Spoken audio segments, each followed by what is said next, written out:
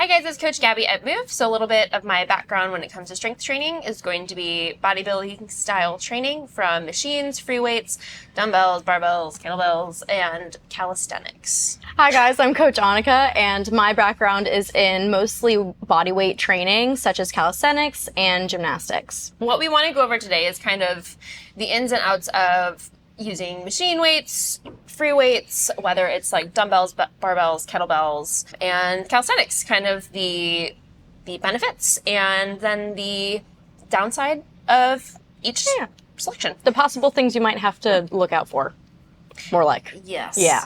So let's start with machines. You know a lot more on this subject than I do. Yeah, so machines are a really great place to start, especially if you've never lifted a weight before. You don't really need a lot of core stability to use machine weights. Machines are great for isolating different muscle groups. Cool. So, and I love starting some of my older population on the machines because they don't have the core stability and balance that you need for free weights. Right. So machines are a great place to start. You know, a lot of bodybuilders do use machines for isolating each muscle group.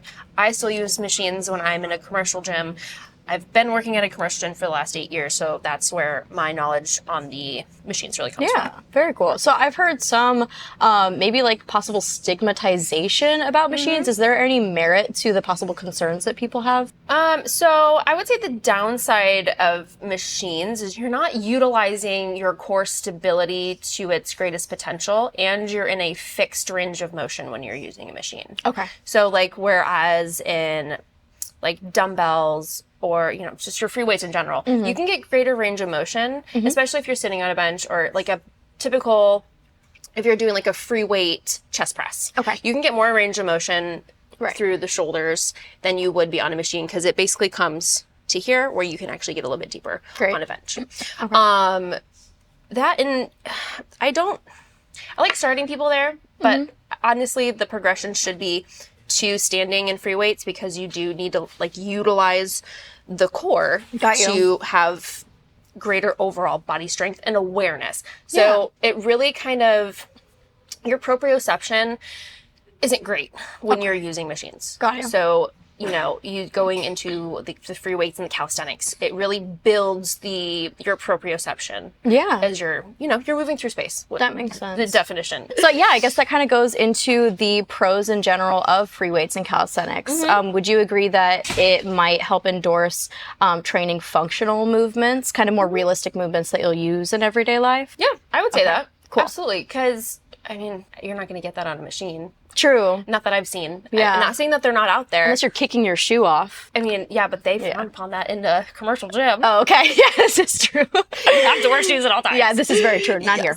No, not here. Not at all. So in terms of cons for free weights and calisthenics, since we do agree that the pros of free weights and calisthenics intersect in a lot of ways in terms of functional training, what would you say would be some of the cons for free weight training? If you're brand new, so I see a lot of teenagers working in a commercial gym. Okay. And a lot of the time they don't know what they're doing. And, you know, that is kind of my job and the people that work their job to make sure that, one, that they're doing everything correctly. And that is kind of like a downfall a little bit of the free weight section is if you don't know what you're doing, you could easily injure yourself. Okay. Especially if you don't have that stability that you need first. Okay. I got you. That makes a lot of sense. I've seen some ego lifters that, that'll never be me. Not me. Not never. Nope, never me.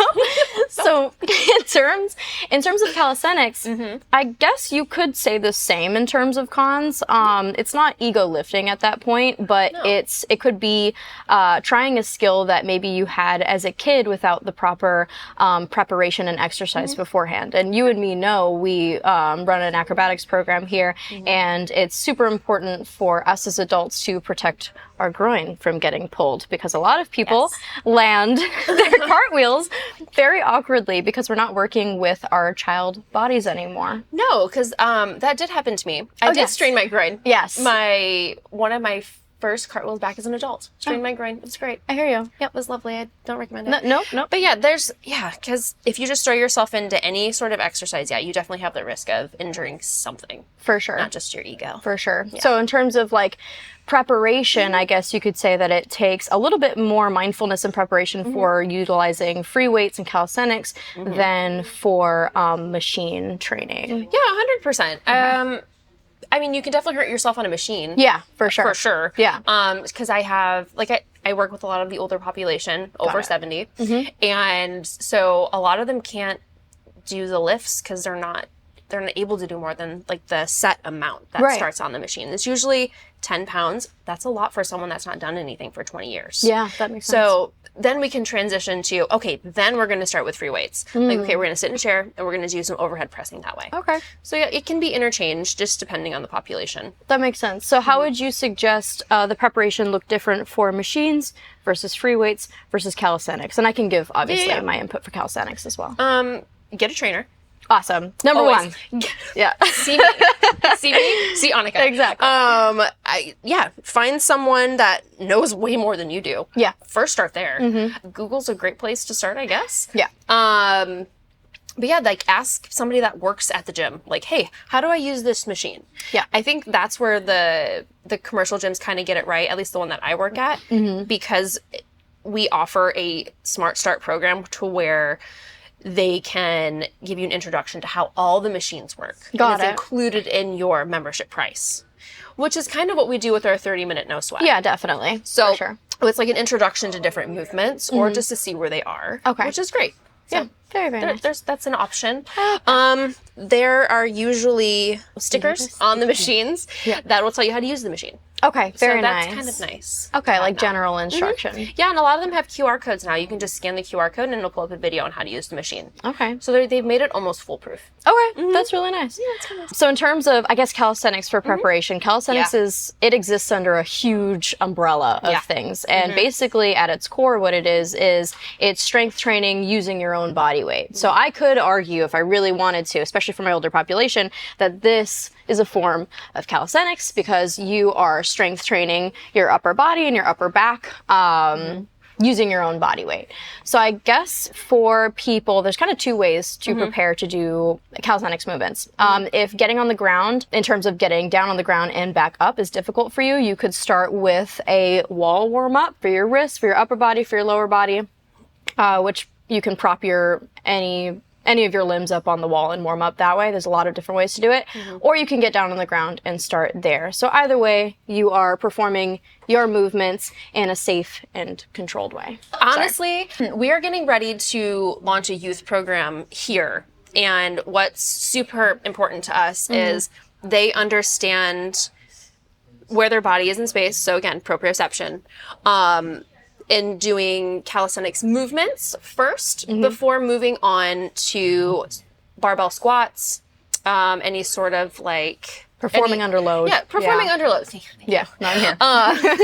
So that is really important to us because as a coach, and unfortunately what I've seen in the strength and conditioning business is they've neglected their body weight movements and moved them directly to underload. While I understand that's important in certain sports, they really need to understand a pull-up, a push-up. They need to understand a body weight squat, how to properly perform a deadlift with a PVC way before they need to be under any sort of load or to lift any sort of load like that. It's just better overall. They're going to understand their body better. Yeah. They can get stronger a little bit better because we're creating a better range of motion.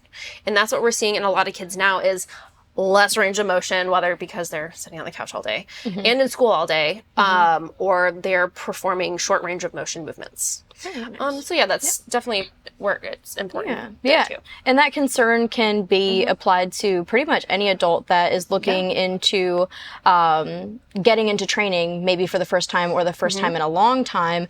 They kind of go straight into weights. So even for our middle-aged population and our aging population, the same can go for them if they're super inexperienced. And we do have our 100%, because we see it in classes all the time. Yeah, their definitely. hamstrings are so shortened and they're tight. They're almost kyphotic. And so it's because this is where we are as a society most of the time during the day, because a lot of us work the desk jobs. Yeah.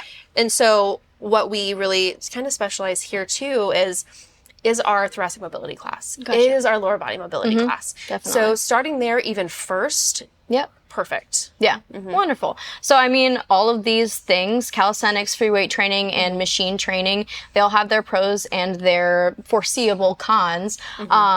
But basically, I think what we're both agreeing on is that all of them would be most beneficial to be used together and maybe in a certain order.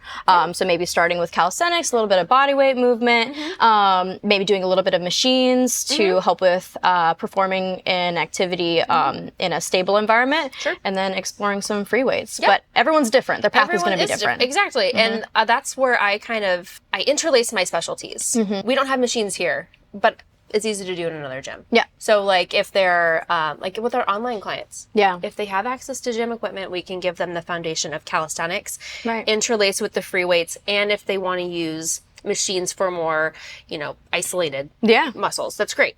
That's perfect. I like it. Yep. Let's do that. Awesome. Basically, whatever's accessible to you, we'll make it work. We'll make it happen. We'll make you well, not perfect, but We'll make you perfect. we'll make you. Okay. I think that's kind of all we have.